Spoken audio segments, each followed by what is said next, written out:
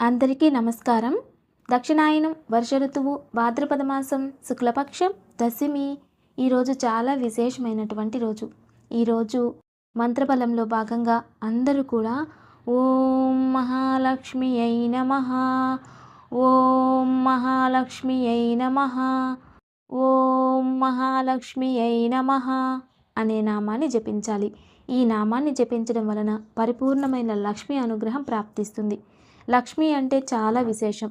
లక్ష్మీదేవిని ప్రకృతిలో చాలా విధాలుగా వర్ణిస్తూ ఉంటారు. పూలని లక్ష్మీ స్వరూపం అంటారు. అలాగే ఇంట్లో పాలని లక్ష్మీ స్వరూపం అంటారు. ధాన్యాలని ధాన్యలక్ష్మి అని, సంపదని సంపదలక్ష్మి అని అంటూ ఉంటాం. అలా ప్రకృతిలో ప్రతి ఒక్క దానిని కూడా లక్ష్మీదేవితో పోల్చుతూ ఉంటాం. ఎంతోమందికి యోగం ఉంటుంది, కానీ భోగం ఉండదు. అటువంటి యోగాలను భోగంగా పరివర్తన చేసే శక్తి లక్ష్మీనామానికి ఉంటుంది. అందుకే మీలో ఉన్న జ్ఞానం కావచ్చు, సంపద కావచ్చు, అన్నింటిలో కూడా లక్ష్మీ అనుగ్రహం ఉండాలి. కాబట్టి మహాలక్ష్మిని ఈరోజు భక్తిగా ధ్యానించాలి. ఇక మంచి మాట. మన జీవితంలో ఎవరైనా శత్రువులు ఉన్నారు, లేదా ఎవరి నుండైనా మనం చాలా బాధపడుతున్నాం, చాలా క్షోభ అనుభవిస్తున్నాం అంటే మీరు కూడా వారి మీద శత్రుత్వం పెంచుకోవాల్సిన అవసరం లేదు. వారిని అలానే వదిలేయాలి. ఎందుకంటే వారికి కాలమే మంచి సమాధానం చెప్తుంది. మన జీవితంలో ఎప్పుడు కూడా చేతిలో ఉన్న గడియారాన్ని సరిచేయడానికి చాలామందే వస్తారు, అవును కదా. కానీ మీ జీవితంలో మీ సమయమే బాగా లేనప్పుడు సరిచేయడానికి ఎవ్వరూ రాదు.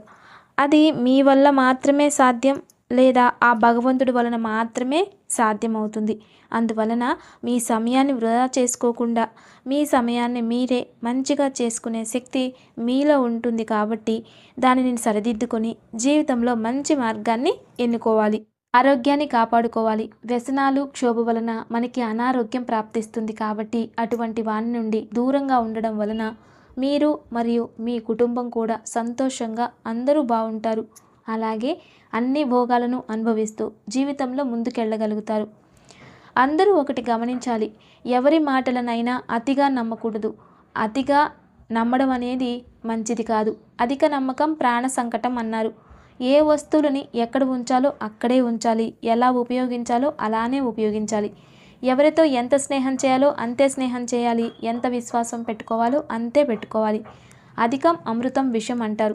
అలా అతి నమ్మకం వలన జీవితంలో చాలా ప్రమాదాలు వస్తాయి. కాబట్టి అన్నీ గమనించుకుంటూ మంచి మార్గంలో జీవించడానికి ప్రయత్నించాలి.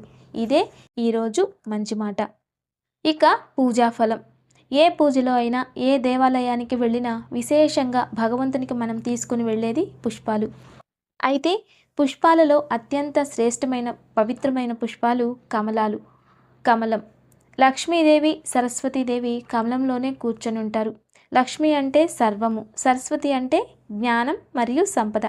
ఇవి రెండు కూడా అత్యంత పవిత్రమైనవి. వీటిని ఎప్పుడు కూడా మనం పవిత్రంగానే పొందాలి. కమలం ఆత్మ జ్ఞానానికి నిదర్శనం. బురద నుండి కమలం ఎలాగైతే బయటకు వస్తుందో అలానే శరీరం నుండి జ్ఞానం బయటకు వస్తుంది. ఆ జ్ఞానమే కమలం. మనలో ఉన్న ఆధ్యాత్మిక జ్ఞానానికి ప్రతీకం ఈ కమల పుష్పం. ఈ కమల పుష్పం అష్టదళ, పద్మదళ, అష్టోత్తరదళ, సహస్రదళ అని 4 విధాలుగా బ్రాహ్మణ, వైశ్య, క్షత్రియ, శూద్ర అనే చతుర్వర్ణాలతో కనబడతాయి. సహస్రదళ చక్రం కూడా మనకు ఉంటుంది. మహాలక్ష్మిని కమల పుష్పాలతో అర్చిస్తే లక్ష్మీ అనుగ్రహం ప్రాప్తిస్తుంది. నీల కమలాన్ని తీసుకొని విష్ణువుని, శివుణ్ణి అర్చిస్తే మోక్షం ప్రాప్తిస్తుందట. పరమేశ్వరుడికి నీల కమలాన్ని అందిస్తే మన జీవితంలో అత్యంత వైభవాన్ని అందిస్తాడని శాస్త్రాలు చెబుతున్నాయి.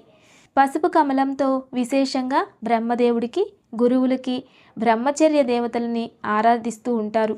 ఇది కేవలం హిమాలయ పర్వతాలలో మాత్రమే లభిస్తుందట. తెల్లని కమలం, నీల కమలం, గులాబీ రంగు కమలం సాధారణంగా మనకు కనబడుతూ ఉంటాయి. గులాబీ రంగు కమలం మహాలక్ష్మికి, తెల్లని కమలం సరస్వతీదేవికి సంకేతం. పసుపు కమలం గురువులకి, బ్రహ్మదేవులకి సంకేతం. మరియు నీలం కమలం సుఖానికి సంకేతంగా చెప్తూ ఉంటారు. అలా మన జీవితంలో కమలంకి విశేషమైన ప్రాముఖ్యత ఉంది. లోటస్తో జ్ఞానాన్ని పొందవచ్చు, ఐశ్వర్యాన్ని పొందవచ్చు. అత్యంత పవిత్రమైన కమల పుష్పాలు ఇంటి దగ్గర పెంచితే ఆ ఇంట్లో జ్ఞానం వృద్ధి చెందుతుందట. అందుకే ప్రతి ఇంట్లో చిన్నగా ఒక పాట్లో కమలాలు పెంచడం ఎంతో శ్రేష్టం. అలా పెంచినప్పుడు వచ్చే పుష్పాన్ని ఇంట్లో లక్ష్మీదేవికి అలంకరించడం వలన అమ్మవారి అనుగ్రహంతో మీ సంకల్పాలన్నీ సిద్ధిస్తాయి. అంతేకాదు కమలాలు ఉండే చోట దేవతలు కూడా వసిస్తారట. ఇక ఆయుక్షేమం. ఈరోజు దివ్యమైన ఆయుక్షేమం. చాలామంది ఎక్కువగా బాధపడే సమస్య అంటే థ్రోట్ ఇన్ఫెక్షన్స్, జలుబు, దగ్గు, అజీర్తి, స్టొమక్ ఇన్ఫెక్షన్స్ ఇలా సాధారణంగా చూస్తూ ఉంటాం. అయితే ఉపవాసం చేసే వాళ్ళలో కూడా చాలామందికి ఇవి వస్తూ ఉంటాయి. కానీ రోగనిరోధక శక్తి తగ్గిపోయినప్పుడు కూడా చాలామందిలో అనారోగ్య సమస్యలు ఎదురవుతూ ఉంటాయి. శరీరంలో ఇమ్యూనిటీ లెవెల్ సరిగా ఉండాలి. రోగనిరోధక శక్తి లేనప్పుడు చిన్న చిన్న వాటికి కూడా ఆరోగ్య సమస్య వస్తూ ఉంటుంది. ఆహారం సరిగ్గా తీసుకోవాలి.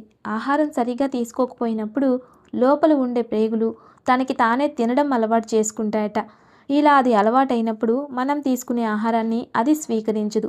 ఎందుకంటే పేగులు వాటంతట అవే తినడానికి అలవాటయ్యాయి కాబట్టి. ఆ తర్వాత మీరు తిన్నది జీర్ణం అవ్వదు. అందుకే టైంకి ఆహారం తినాలి. శరీరంలో రోగనిరోధక శక్తి సరిగా ఉన్నప్పుడు ఎటువంటి అనారోగ్య సమస్య అయినా తొలగిపోతుంది.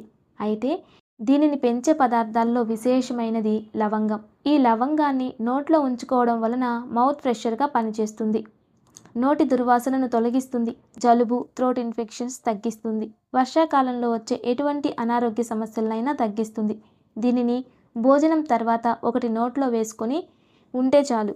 రోజుకి 2 నుండి 5 లవంగాలు మాత్రమే తీసుకోవాలి. లేదంటే శరీరం వేడైపోతుంది. దీంతో ఇంకో కొన్ని సమస్యలు తలెత్తుతాయి. కాబట్టి రోజుకి 2 నుండి 5 లవంగాలు మాత్రమే తీసుకోవాలి. ఇక దివ్య పూజ. రేపు శనివారం ఏకాదశి. ఉదయాన్నే తులసి కోటను పూజించి తదుపరి ఇంట్లో దేవుడి దగ్గర విష్ణువుకి తులసి అర్చన చేయాలి. అయితే మనం పూజించిన తులసి చెట్టు నుండి తులసి దళాలను కోసి పూజకు ఉపయోగించరాదు. అలా తులసి దళాలతో విష్ణు అష్టోత్తరంతో పూజిస్తే పితృదోషాలు తొలగిపోతాయి. అంతేకాకుండా విష్ణు సహస్రనామం చదవడం వలన ఎటువంటి సంకటాల నుండైనా విముక్తి కలుగుతుంది. ఇక నేటి ఆలయ దర్శనం. ఈ ఆలయం 51వ శక్తిపీఠంలో ఒక కేంద్ర స్థానంగా చెప్పబడుతుంది. జగదంబే. జగదంబే అంటే జగతికి అమ్మ అని అర్థం. అటువంటి అంబేజీ అనే విశేషమైన దేవాలయం రాజస్థాన్ మరియు గుజరాత్ మధ్యప్రదేశంలో ఉంటుందట. గుజరాత్ రాష్ట్రం పేరు వినగానే పుణ్యక్షేత్రాలకు సంబంధించి ద్వారక, సోమనాథ్, అంబాజీ ఆలయాలు ప్రముఖమైనవి.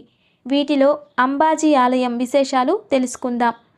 అమ్మవారు కొలువుదీరిన ఈ అంబాజీ క్షేత్రం గుజరాత్లోని అహ్మదాబాద్కు 185 కిలోమీటర్ల దూరంలోను, గుజరాత్ రాజస్థాన్ సరిహద్దు అయినటువంటి మౌంట్ ఆబూకి 45 కిలోమీటర్ల దూరంలోనూ నెలకొని ఉంటుంది. మన భారతదేశంలో ఎక్కడా లేని విధంగా ఆలయ గోపురంపై 350 బంగారు కలశాలని ఇక్కడ ఈ ఆలయంలో అమర్చడం అంబాలయ ఆలయ విశేషాలలో ఒకటిగా వర్ణించబడతారు. 3 ఎకరాల సువిశాల ప్రాంగణంలో ఈ ఆలయం నెలకొని ఉంటుంది. 51 శక్తిపీఠాలలో ఈ అంబాజీ ఆలయం ఒకటి. ప్రధాన ఆలయమైన అరసూరి అంబాజీ ఆలయంలో విగ్రహం అనేది ఉండదు. కేవలం యంత్రం మాత్రమే ఉంటుంది. ఈ యంత్రాన్ని మాత్రమే ఇక్కడ ప్రధాన దేవతగా ఆరాధిస్తారు. ఎవరూ ఈ యంత్రాన్ని నేరుగా చూడలేరు. ఇక్కడ ఛాయాచిత్రాలు తీయడం నిషేధించబడింది. అంబాజీ దేవాలయం యొక్క అసలు పీఠం గబ్బరకొండ శిఖరం మీద ఉంటుంది. ప్రతి సంవత్సరం పౌర్ణమి నాడు భక్తులు పెద్ద సంఖ్యలో ఇక్కడికి అమ్మవారి దర్శనానికి విచ్చేస్తూ ఉంటారు. బదరీ పూర్ణిమ రోజు ఇక్కడ పెద్ద మేళా చేస్తారు. దేశం నలుమూలల నుండి జూలై మాసంలో అనేక మంది భక్తులు తమ సొంత ప్రదేశాల నుండి ఇక్కడికి పాదయాత్ర చేసి ఆ అంబికని దర్శనం చేసుకుంటూ ఉంటారు. దీపావళి రోజున ఈ ఆలయంలో అధికంగా దీపాలు వెలిగిస్తారు. అంబాజీ ఆలయం నుండి గబ్బర్కొండ 5 కిలోమీటర్ల దూరంలో ఉంటుంది. ప్రసిద్ధ గబ్బర్కొండ గుజరాత్ రాజస్థాన్ సరిహద్దుల్లో సరస్వతీ నదీ తీరంలో ఉంటుంది. ప్రాముఖ్యత కలిగి పురాణ ప్రాశస్త్యం కలిగినటువంటి ఆ శక్తిపీఠం 8.11 చదరపు కిలోమీటర్ల విస్తరించి ఉంటుంది. సతీదేవి హృదయం ఈ గబ్బరకొండ మీద పడినట్టుగా పురాణాలు చెప్పబడ్డాయి. మరి ఇంతటి మహిమాన్వితమైన దేవాలయాన్ని అందరూ దర్శించి తరించాలని కోరుకుందాం. ఇక దివ్యమైన యోగక్షేమం. విడిపోయే పరిస్థితి వరకు వచ్చిన భార్యాభర్తల మధ్య సఖ్యత నెలకొనేందుకు ఈరోజు సాయంత్రం లక్ష్మీనారాయణుల ముందు బెల్లంపై నెయ్యి ఒత్తులతో దీపాన్ని వెలిగించి ఎర్రని పుష్పాలతో పూజించాలి. కుంకుమ పువ్వును పాలల్లో రంగరించి లక్ష్మీనారాయణుల ముందు ఉంచి పూజించి రాత్రి నిద్రించే ముందు భార్యాభర్తల నుదుట తిలకంగా ధరించాలి. కొంచెం కుంకుమ పువ్వుని గుమ్మానికి అలంకరిస్తే కుటుంబ సభ్యుల మధ్య గొడవలు తగ్గిపోయి సఖ్యత ఏర్పడుతుంది. నమస్తే. Thanks for watching.